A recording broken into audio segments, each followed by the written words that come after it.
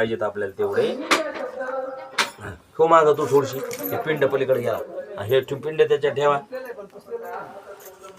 आता तू द्रोण जे ठेवले मांडलेत ना, तो हे एक वाढता तुझ्या आजोबाचा द्रोण आहे आणि हे पंजोबा आणि खापर पंजोबा म्हणजे या हे तुझे आजोबा यांचे वडील तुकाराम, आणि तुकारामच्या नंतरच काय सांगितलेलं आहे?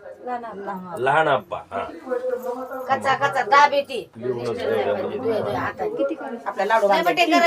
मी सांगतो तुला, एवढंच एक पिंड कर बस, एवढंच एक पिंड.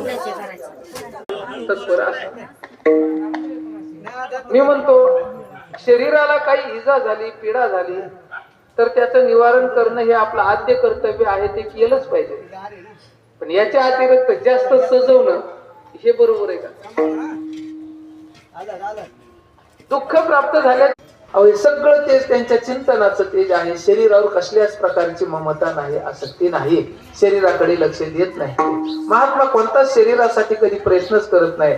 कितीतरी आपल्या संप्रदायातील प्रत्येक संतांचं उदाहरण घ्या, शरीराकडे त्यांनी लक्ष दिलंच नाही, फक्त शरीराचा उपयोग करून घेतला परमार्थासाठी. निव्वळ शरीरासाठी कधी त्यांनी बघितलंच नाही त्या शरीराकडे.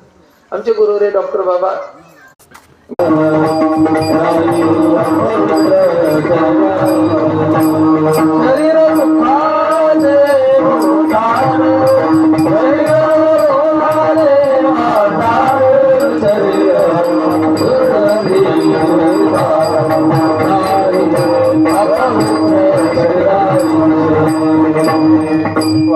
शरीर दुःखाचे भांडार, शरीर दुःखाचे कोठार.